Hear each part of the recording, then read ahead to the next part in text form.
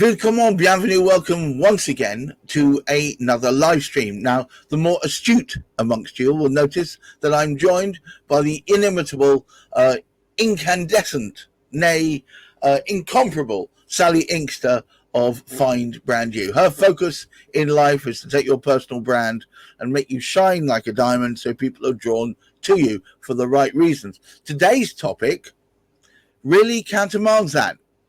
The question is being nice bad or good for your personal brand? Being nice. Being nice. Do you know, I've got three daughters, and the eldest daughter, when she was a teenager, if she ever came into the room and I said, "Oh, you look nice," oh God, it was worth the 20 minutes of barrage of how can you say that? It's an awful thing to say, blah blah blah blah. Anyway, yeah, because nice is like magnolia, isn't it? Well, it is. It's right. You know, if you say, "Oh, you'll go, oh, isn't she nice?" It sort of means you like them and you'll trust them. But nice isn't that, is it? I mean, nice is just, as you say, magnolia. Oh, how about this one? So if you know how I like my little anagrams. So how about nice being this? N means nothing. I means inside me. C, cares. E is enough. So nothing inside me cares enough. Oh. You see, nice to me is the sort of thing people say when they can't be bothered to look and find out what it is they're talking about. Exactly. So you just don't care enough to bother. So nothing inside me just cares enough. So it's nice. Yeah. So that's a new way of looking at nice. I invented a new word, by the way. Oh, did you? For this very thing. It's a non-plement. It's not a compliment. It's a non-plement. It's not one thing or the other. It's like describing somebody as punctual or or they seemed pleasant enough. Yeah, that's a non-plement. Most definitely a non-plement. Oh, I might have to use that word, non-plement. Do you like it? Okay. Yeah, I do actually. Very good. Good. Very good. Go me. Yeah, I love it. All right. John, so let's go back to the original question. Is being nice bad for your personal brand? Yes. Right. Because everybody's nice in some way, aren't they? They're all in some way. You know, they're all nice. That's not what we want to be with a personal brand. What have we got to do? We've got to stand out. We've got to shine, as you say. We have got to sparkle. We have got to make who we are totally and utterly obvious. We don't want to be in that nice brand, okay, or that nice. I'm going to throw a googly at you. Go on then. A verbal googly. You know, like some cultures, I'm thinking of our American cousins, sometimes like to compliment stuff so much. There are some, etc., that the words seem to lose their significance and it becomes almost like a compliment. Do you know what that's called? That's called wallpaper. Because when you first put wallpaper up, even if it's the most stunning, attractive wallpaper, eventually it becomes wallpaper and you don't notice it anymore. You know, if you're going into your downstairs bathroom and you've redecorated it as we have with massive, great, gigantic fish, you know, you notice it the first few times. We live by a river. It makes sense. I see you. Yeah. All right. Okay. So what you're saying is it becomes normalized to you. It does become normalized. Right. Yeah. Okay. So I want you to think of a different word now. What I want you to become is unique. Okay? So, don't like that word. No, I know you don't, but you'll like the letters that they're going to mean in a minute. Here we go. It's an acronym. Yeah, we're going to take the U. Yes. Okay, the U. How about using unforgettable? That works. I'd love to be unforgettable. Okay, Gareth, just tell me, what about you is unforgettable? Oh, my voice. Now you see, I met you first online, and I would say your hat. Yes, and intentionally so. But and the fact that it's reflected in my logo helps reinforce. But I think it's my phrase and my turn of speech and the way in which I play with words that seems to get people most interested over time. Okay, that's great. So for I mean? other people out there, they've got to look at something about their personality, All right. something about their logos, something about their brand or them that is unforgettable. All right, so what's unforgettable about you then, Sally Inkster? Okay, well, lots of people say my surname because when I got asked I to do love a your talk surname. today, I love your surname. and they said, "Oh, could you come and speak to some writers, please, about personal?" I said, "Why did you choose me?" She goes, "Well, you must have made the name up, Inkster." She said, "It just fits in so well with writers." Obviously, I didn't make it up. I was just very lucky to get that surname. But, you know, I've got my sequins behind me. Other people don't. Something unforgettable about me, when people meet me and they learn that I was a cancer nurse specialist and then a stylist, that what they see as incongruence is something that they remember about me, because they go, I'm not sure how I'm those going to two tell fit you what together. I think is unforgettable about you, and that's your colour sense. My colour sense.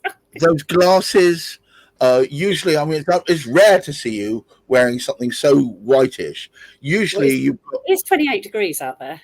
I'm aware of that, but what I'm saying is, normally you've got a color palette on, and those glasses are always that hue, and with the lipstick and the white hair and the sequins behind you. It's the whole color palette thing that got me when I first met you, if I'm going to be honest. But I'm very visually driven, as obviously, but I know I think that's what perhaps is unforgettable. So what's the next letter? Come on, unique. Okay, unique. It's N. All right. So how about this? Be natural. Okay. Be yourself. Be spontaneously yourself, and really understand what yourself is, because people don't do enough work on this. It's understanding what your talents are so that you can show yourself without actually having to try. Because if you have a talent, it's not work. It's not hard. It's just comes out naturally. And so you need to find what is naturally you. And that's hard when you're in front of a camera or a microphone, but people will be able to discover it. What is it about you that is natural that you can put into your personal brand? So like authentic in a way. Yeah, but you don't like that word either, do you? No. No. You invite people to. I see what you're saying. So natural is almost the default that you are without adding a mask or artifice on it. Exactly. Just show who you are. And that does include the sort of weaknesses that you have. Or I spoke today on LinkedIn about chronic illness. You know, if you've got something like that, that's naturally you. Might not be the best part of you, but it gives you something different, something unique to remember. No, it's certainly part of your makeup, and to deny its existence or pretend it's not there would be to potentially leave a big hole out of your very psyche that makes you up, right? Yes, yeah, absolutely. All right. So I'm down with the N. Okay, so what about the I? I, inspirational. Yeah, well, I use that word a lot. So inspiration is almost, it's that conjuring trick of pulling something out of midair. It could be, and I mean, you could, instead of inspiration, have ideas, but not everybody has ideas. But everybody can be inspirational on how they got to where they are. You know, when we're trying to explain ourselves, we sometimes give a CV, which is very boring, but our past history is, whatever it is, actually quite inspirational. You know, where did you come to? Why are you here now? And how did you get there? Whatever that route was, there is always something inspirational in it. I have to say that doesn't always the case. I met a guy yesterday that I was hoping that would take on as a client. And I said, so where are you working? I said, I work at this so-and-so accounting firm. I said, great. So what did you do before that? Oh, no, I've always worked here. I said, how long's that? He said, 29 years. Oh, dear. He's never gone on Okay. holiday outside the country. He's only ever holidayed in one holiday park in Wales. That is his makeup. Very constrained, always does the same thing every day. And how did he get to meet you? Pure mischance in a room, in a Zoom room.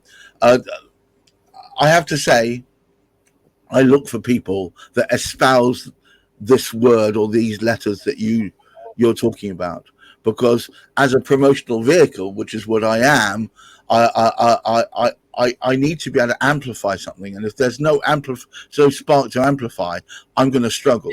So I bid this gentleman farewell, and I said, good luck to you, sir, but I just don't think we're going to be a good match.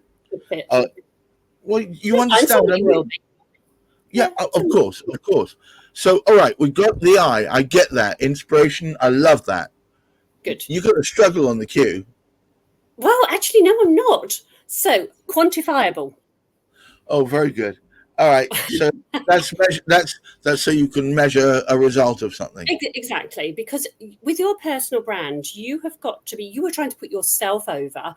Quite often, with clients that I work with, they're probably a service-based business, and so service-based businesses can sometimes be a bit ethereal. You're not too sure what the results are going to be, and so it's being able to find what is quantifiable about what you do, because we think people like to know about the process, about who you are, about who they are. They don't. They want to know where they're going to be when they're finished working with you. End of. What's in it for them? What's in it for them? Yeah. So yeah, okay. So quantifiable means that you've got something you can point to and said that was the result of doing that with that. Exactly. Okay, and then the other, you said Q might be hard, but it's actually not. So quality, that can be in the same thing. The quantifiable thing has to have quality. I didn't know you knew so many Q words. I know. I've got another one. Oh, God. All right. To find out what you give them at the end, you have to ask questions. All right. Yes, you're on it. You got me on the queue. All right. So what about the you? Okay. So another you. So we've got something unusual about you, something that's different about you. I've said this before, I think, to you. When we were kids, we all desperately wanted to fit in. Can we slick our hair the same way, wear the same clothes? And now, once you get older, we realize, and I don't know whether it's maturity or, in my case, immaturity, third childhood here, that the things that make you stand out can be the very thing that enable you to capture the hearts and minds of your clients and to make that difference. So it's the difference that we champion, right? But it can also be the thing that you tried to hide when you were a child. Yes. Because what you were just saying, I wanted to fit in, I wanted to be the same, I didn't want to stand out. And that's what children are like, because they have to get into, a group. It's tribal. That's how we used to survive, by being with a tribe. But to become a leader or to become somebody who is inspirational to other people, use that unusual thing, now not hide it, but actually shine a light on it. So it may be something about your personality that's unusual. It may be something about your circumstances that's unusual. It may just be something about how you do your business model is unusual. Right. Right. Ooh, well, I can hear you thinking. Well, you do this to me, you see. So does it? It's not being bizarre just for the sake of being bizarre, is it? No, because that isn't natural.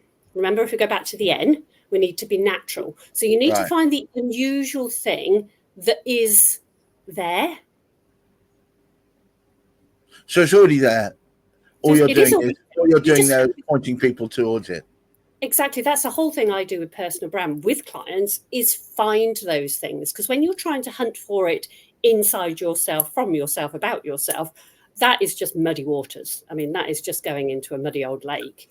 But when you've got somebody else who's up above who can see down into what then becomes a crystal clear lake, Right. You can see what is unusual about them.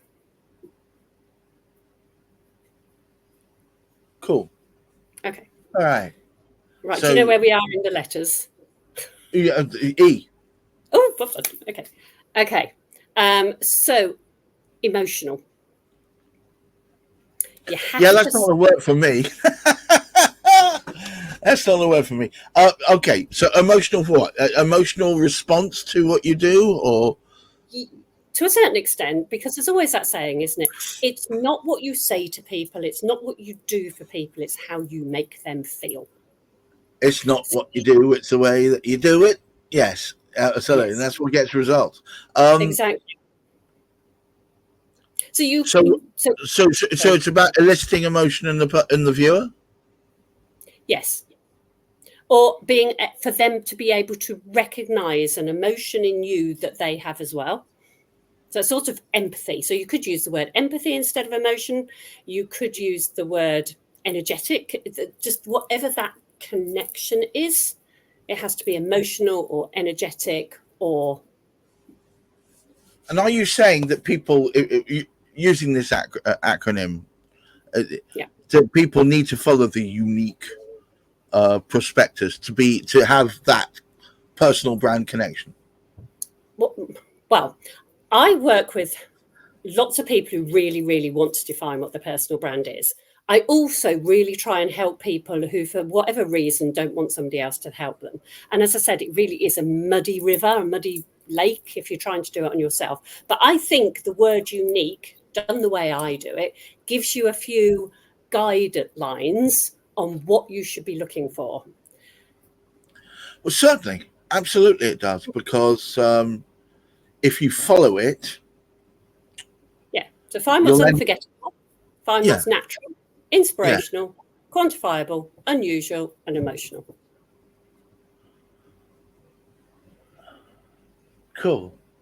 Cool. Well, I'm glad you Yeah, well, think it's because I was thinking through that, and I would say most of that I've got on log.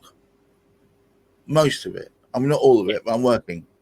I yeah. think if we had everything perfect, then we would be already where we want to be. I think we're all works in progress.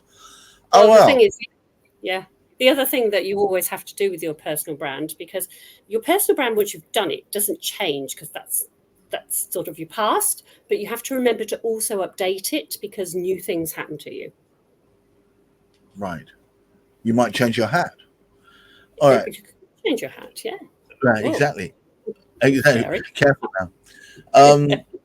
Once again, I have to thank Sally Inkster for having twisted me noodle quite successfully, and give me a new view on the word that I've often shied away from, which is unique. Uh, Using the acronym that she has done. Sally, once this goes out, would you tack onto the bottom a breakdown of the letters in unique as and what they mean? I That might will. be very useful for everybody. Yeah. Guys, watch out for the Sally Inks to Find Brand You show. It is weekly on Wednesdays. We do our very best to try and show you ways in which you can focus on finding your own personal brand. Until next time, I want you to keep your feet on the ground, but do keep reaching for the stars. Wear sunscreen. And of course, remember, stay hydrated. This very, very warm few days in the UK. For you guys abroad, how you do it, I do not know. And until next time, remember, look after that mental health. And goodbye for now. Bye bye. Take care. Bye.